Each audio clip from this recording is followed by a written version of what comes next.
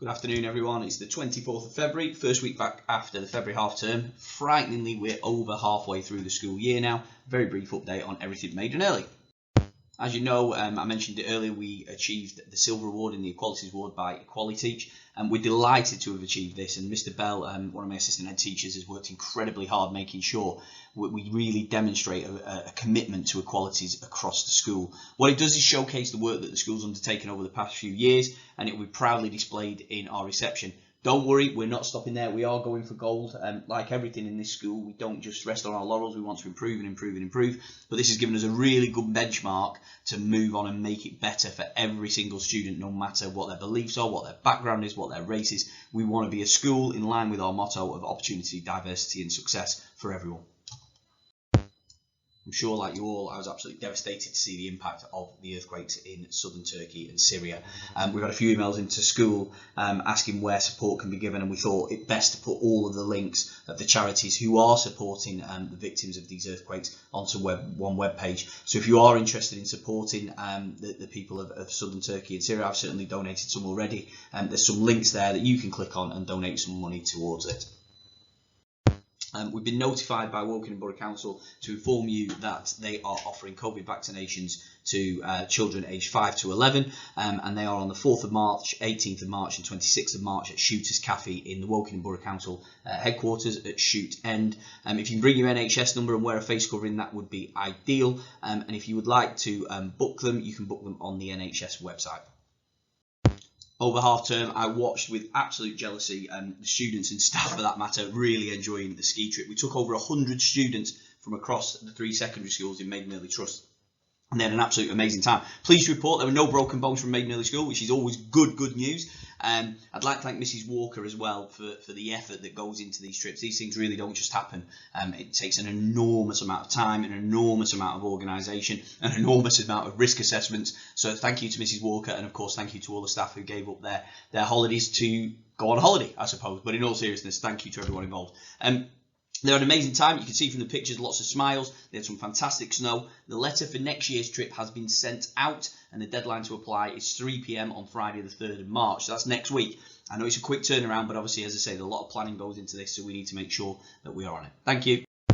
Your children may well come home today and mention a lockdown as part of our procedures to make sure we keep children safe. Obviously, we do fire drills, but once a year we also do a lockdown drill, and we did that today. Obviously, we take precaution measures in the event of us requiring to lock down the school for a variety of reasons. I'd like to thank all the students and all the staff for their compliance with this. It was excellent. As I walked around with my business manager, Mrs. Scott, it was very clear that all the instructions had been followed and they were doing all they can to keep their children safe.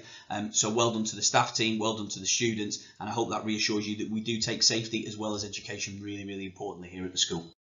As always, it's a busy time of the year. Year 8 have had their parents' evenings this week ahead of their options process. Just before half term, the Year 10s had their PPEs and they did incredibly well in those in terms of adapting to the expectations of external exams or practice external exams. And the Year 13 prelims were a little bit earlier than that, and we're just starting to see the results come in. I've got to say the prelim results look fantastic, and they look stronger than last year, which was in the end result in terms of exams were our best ever set of exam results. So I've got real optimism for this year group, and that was never in doubt because they are a fantastic group of young adults. But well done to everyone who are sitting exams, because I know the pressure is on them.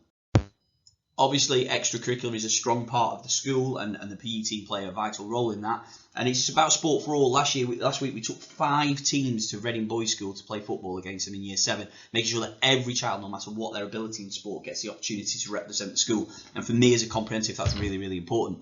On the flip side of that, we've obviously got some successes as well. So our 2 girls netball teams finished first and third respectively in the Reading League. It's the first time we've won the Reading League, so I take my hat off to those ladies. Well done. I had cake and tea with them yesterday, well, cake and orange juice for that matter, to celebrate their success. So well done to all the girls who take part, and well done to everyone who takes part in extracurricular activity.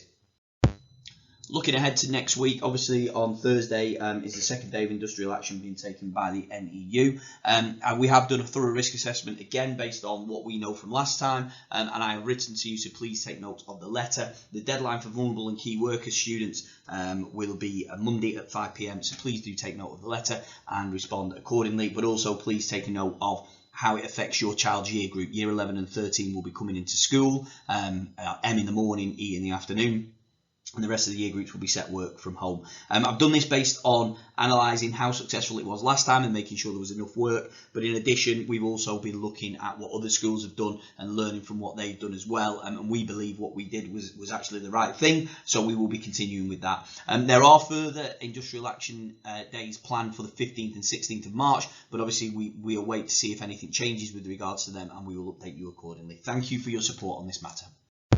And that's it for this week. I hope everyone has a fantastic weekend. Temperatures are dipping, so please do take care when you are walking around. And I will hope to see them all safe and well on Monday.